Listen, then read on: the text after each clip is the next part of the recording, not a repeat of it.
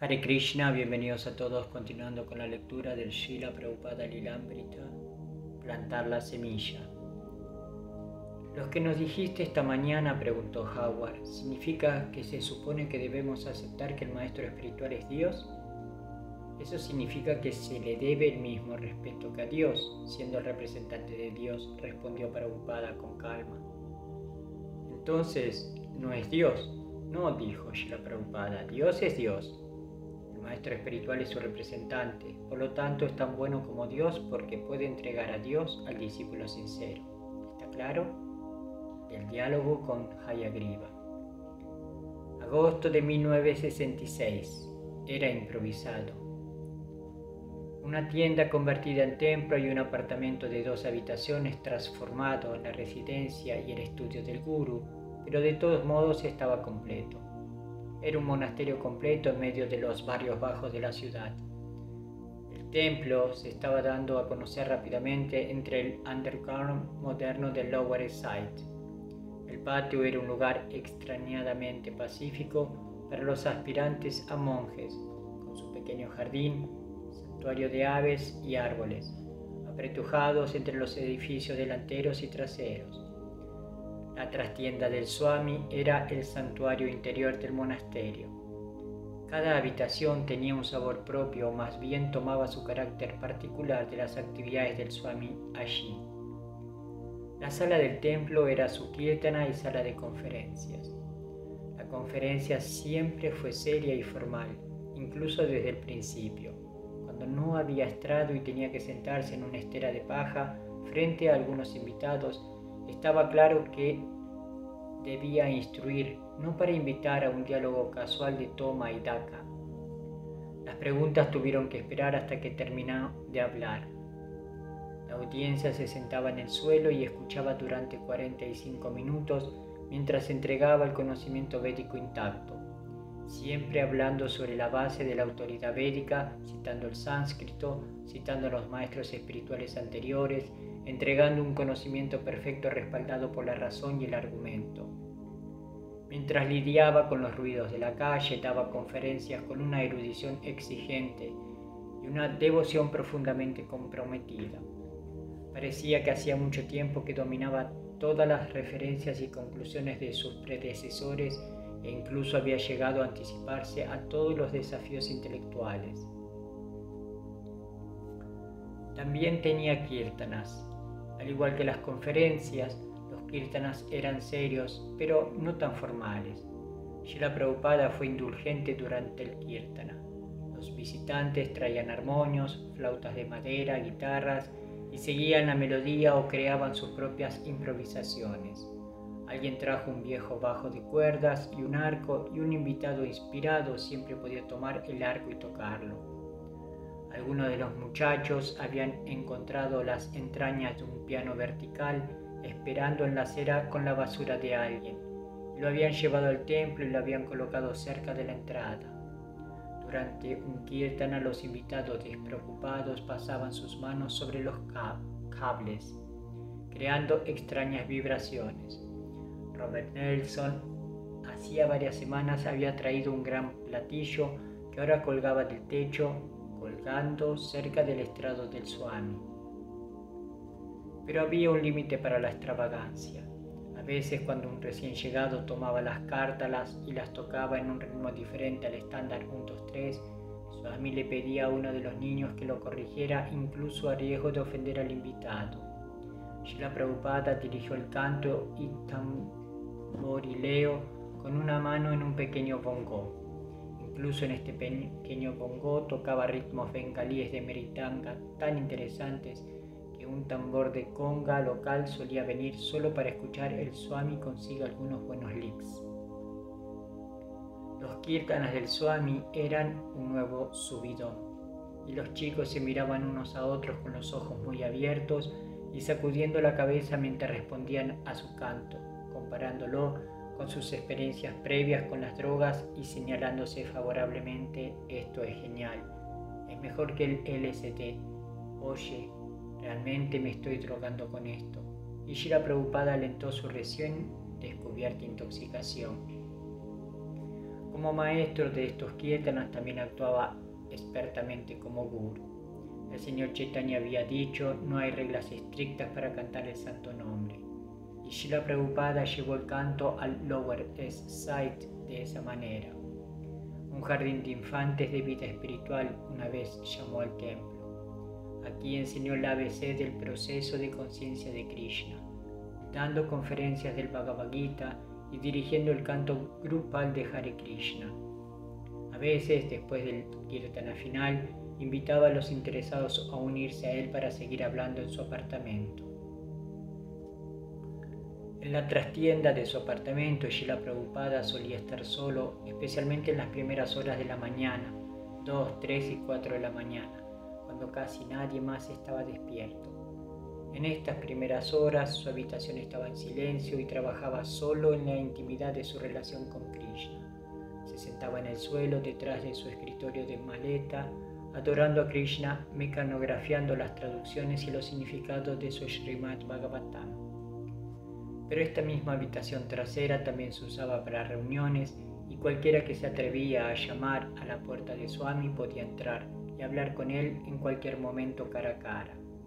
Srila Prabhupada se sentaba lejos de su máquina de escribir y dedicaba su tiempo a hablar, escuchar, responder preguntas, a veces discutir o bromear. Un visitante podía sentarse a solas con él durante media hora antes de que alguien más llamara a la puerta y Swamiji invitara al recién llegado a unirse a ellos.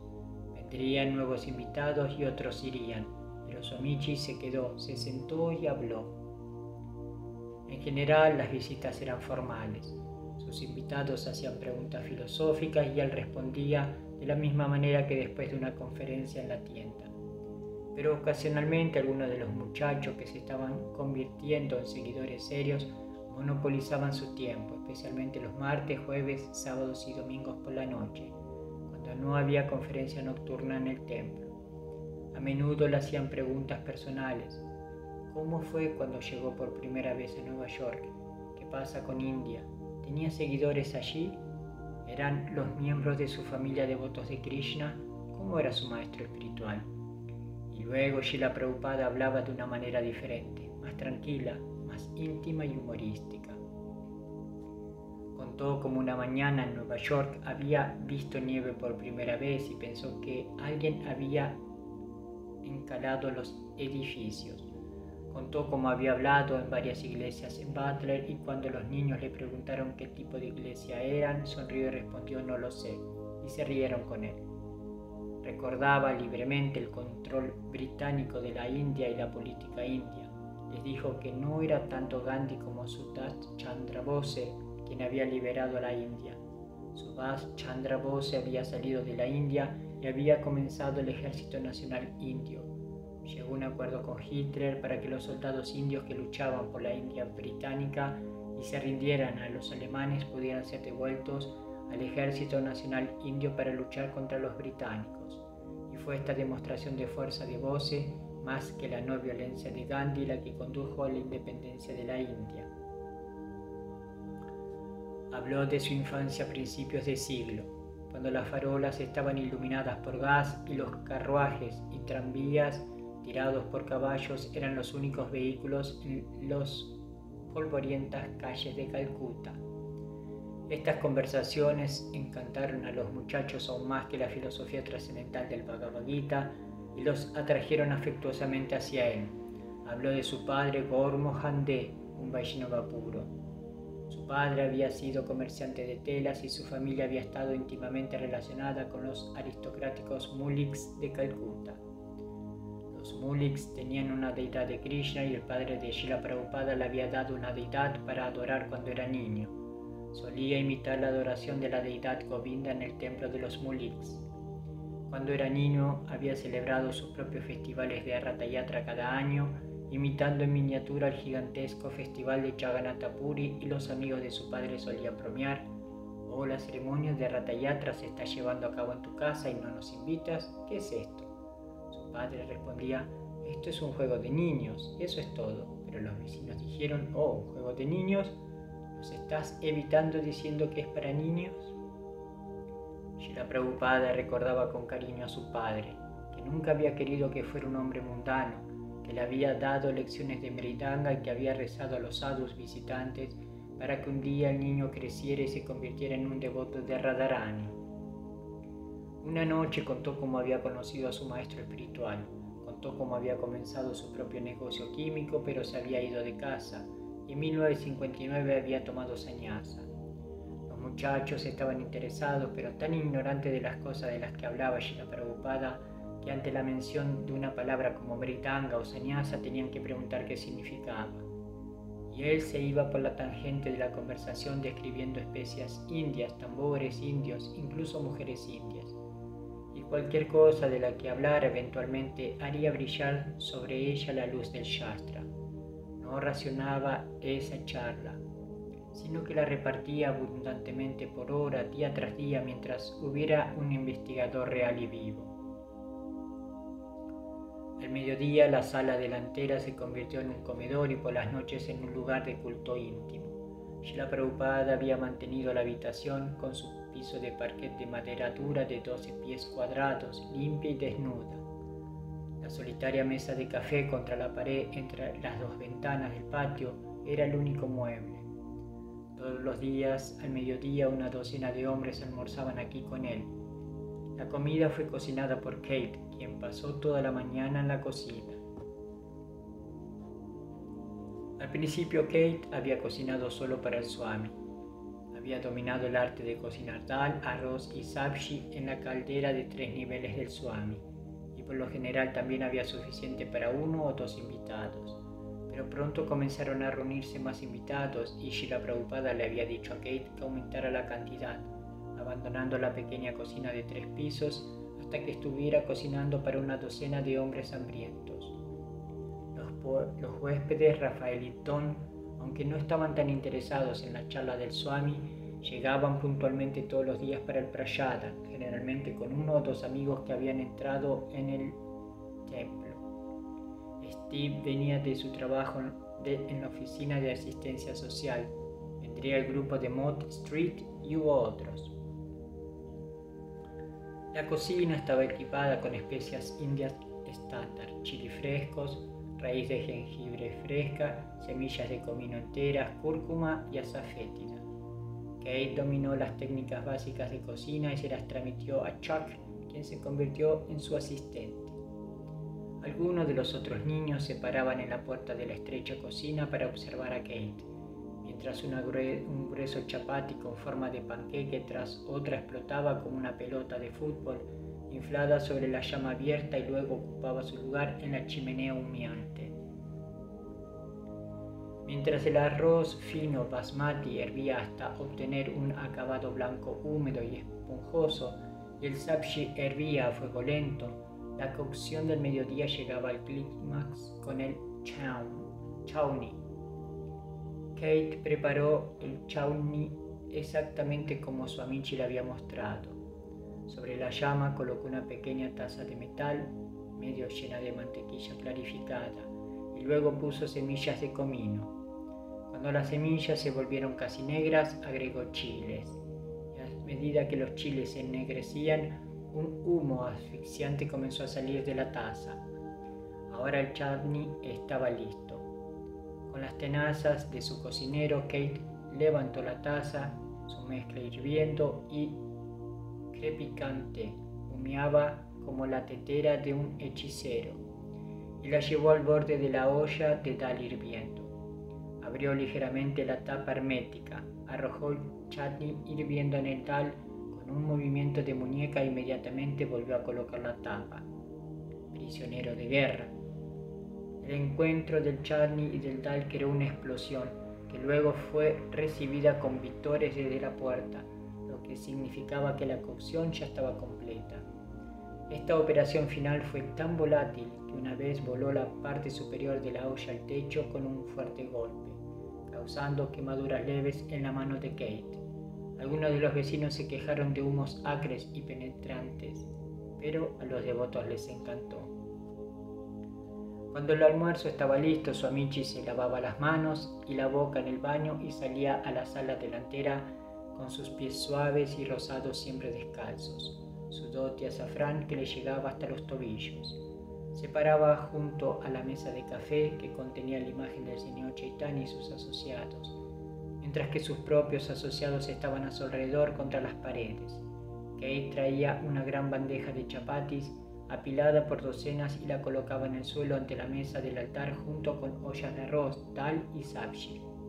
Swamiji luego recitaba la oración bengalí para ofrecer comida al Señor y todos los presentes lo seguían inclinándose, con las rodillas y la cabeza en el suelo, y aproximándose a la oración bengalí una palabra a la vez.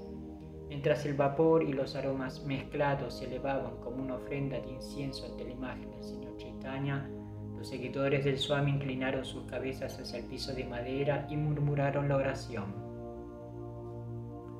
Srila Prabhupada luego se sentó con sus amigos comiendo el mismo prasadam que ellos, con la adición de un plátano y un cuenco de metal lleno de leche caliente. Cortaba el plátano empujándolo hacia abajo contra el borde del tazón, dejando que las rodajas cayeran en la leche caliente. El decreto abierto de Srila Prabhupada de que todos debían comer tanto prasadam como fuera posible creó un estado de ánimo humorístico y un sentimiento familiar. A nadie se le permitía simplemente sentarse, picar su comida, mordisquear cortésmente. Comieron con un gusto en el que Swamiji casi insistió. Se veía a alguien que no comía con ganas, lo llamaba por su nombre y protestaba sonriendo. ¿Por qué no estás comiendo? Toma prasadam. Y se reía. Cuando venía a su país en el barco, dijo, pensé, ¿cómo comerán los estadounidenses esta comida? Mientras los chicos empujaban sus platos hacia adelante por más, Kate servía segundos, más arroz, dal, chapatis y sabji. Después de todo era espiritual. Se suponía que debías comer mucho, te purificaría, te liberaría de maya. Además estaba bueno, delicioso, picante. Esto era mejor que la comida estadounidense. Era como cantar, estaba muy lejos. Te drogabas al comer ese alimento. Comían con la mano derecha al estilo indio. Kate y Howard ya habían aprendido esto e incluso habían probado platos similares. Pero como le dijeron al Swami y a una sala llena de creyentes, la comida en la India nunca había sido tan buena. Un niño, Stanley, era bastante joven y Srila Prabhupada, casi como un padre cariñoso, lo cuidaba mientras comía. La madre de Stanley había conocido personalmente a Srila Prabhupada y le dijo que solo si él cuidaba personalmente de su hijo, le permitiría vivir en el monasterio. Srila Prabhupada obedeció. Animó diligentemente al niño hasta que Stanley gradualmente adquirió un apetito voraz y comenzó a consumir 10 chapatis de una sola vez, y habría tomado más si Swamiji no le hubiera dicho que se detuviera. Pero aparte de que el Swamiji limitó a Stanley a 10 chapatis, la palabra siempre fue más, toma más. Cuando Srila Prabhupada terminaba, se levantaba y salía de la habitación. Kate atrapaba a un par de voluntarios para ayudarlo a limpiar y los demás se iban. Ocasionalmente, los domingos, el propio Srila Prabhupada cocinaba un festín con platos indios especiales. Steve, Swamiji, cocinó personalmente el prasadam y luego nos lo sirvió arriba en su habitación. Todos nos sentamos en filas y lo recuerdo caminando de un lado a otro entre las filas de niños, pasando ante nosotros con los pies descalzos y sirviéndonos una cuchara de diferentes ollas. Preguntaba qué queríamos más de esto y nos servía con gusto. Estos platos no eran ordinarios, sino dulces y salados, como el arroz dulce y los cachoris con sabores especiales. Incluso después de que todos hubiéramos tomado un plato lleno, regresaba y nos pedía que tomáramos más. Una vez se acercó a mí y me preguntó qué me gustaría más. ¿Me gustaría un poco más de arroz dulce? En mi primer concepto erróneo de la vida espiritual pensé que debía negarme a mí mismo lo que más me gustaba, así que pedí un poco más de arroz simple. Pero incluso ese arroz simple era un elegante arroz amarillo con bolas de queso frito. En las noches libres su apartamento estaba tranquilo. Podía permanecer solo durante toda la noche escribiendo y traduciendo el Srimad Bhagavatam o hablando de un ambiente relajado con solo 1 o 2 invitados hasta las 10. Pero en las noches de reunión, lunes, miércoles y viernes, había actividad en todas las habitaciones de su apartamento. Yo no estaba solo. Sus nuevos seguidores lo estaban ayudando y compartían su espíritu de tratar de hacer que la gente cantara Hare Krishna y escuchara sobre el proceso de conciencia de Krishna. En la trastienda trabajaba en su traducción del Bhagavatam o hablaba con los invitados hasta las 6, cuando iba a bañarse. A veces tenía que esperar hasta que el baño estuviera libre. Había introducido a sus jóvenes seguidores en la práctica de tomar 2 baños al día y ahora a veces se sentía incómodo por tener que compartir su baño. Después de su baño entraba en la sala delantera donde sus seguidores reunidos se sentaban a su alrededor. Se sentaba en una estera frente a su imagen del Panchatattva y después de poner unas gotas de agua en la palma de su mano izquierda de una pequeña cuchara y un cuenco de metal, frotaba un trozo de arcilla de Vrindavana en el agua, haciendo una pasta húmeda. Luego aplicaba las marcas de arcilla de Vaishnava Tilaka, sumergiendo en la pasta amarillenta en su mano izquierda con un dedo anular de su mano derecha. Raspaba la arcilla húmeda de su palma, y mientras se miraba en un pequeño espejo que sostenía hábilmente entre el pulgar y el meñique de su mano izquierda, marcaba una tira de arcilla vertical en su frente, y luego recortaba la arcilla en 2 líneas paralelas, colocando el dedo meñique de su mano derecha entre sus cejas y pasándolo hacia arriba más allá de la línea del cabello, despejando un camino en la arcilla húmeda. Luego marcó otros 12 lugares de su cuerpo, mientras los muchachos se sentaban observando, a veces haciendo preguntas o a veces hablando sus propios entendimientos del estado de conciencia de Krishna. Srila Prabhupada: mi Guru Maharaj solía ponerse tilaka sin espejo, devoto, y salía bien. Pero Srila Prabhupada: limpio o no limpio, eso no importa. Sí, también fue genial.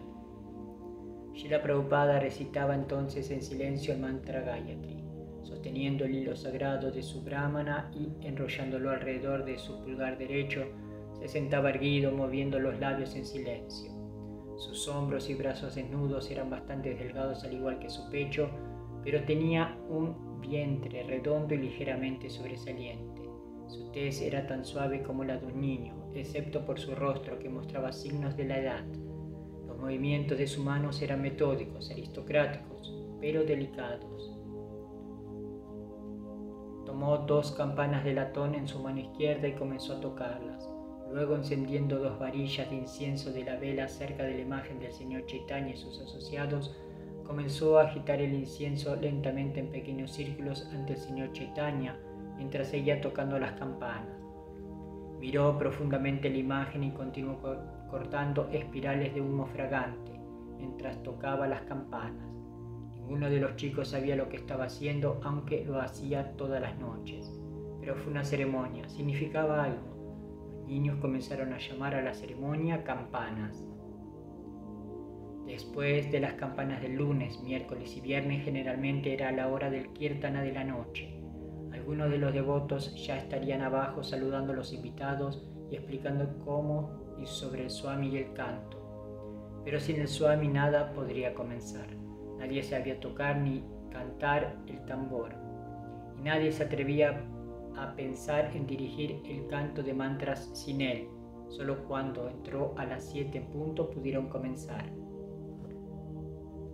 Recién duchado y vestido con su paño indio limpio tejido a mano, con los brazos y el cuerpo decorados con las marcas Vaishnavas en forma de flecha, Srila Prabhupada salía de su apartamento y bajaba las escaleras para enfrentarse a otra oportunidad estática de glorificar a Krishna. El pequeño templo estaría lleno de jóvenes estadounidenses salvajes, antibramínicos y cándidos. Srila Prabhupada ki jai, Hari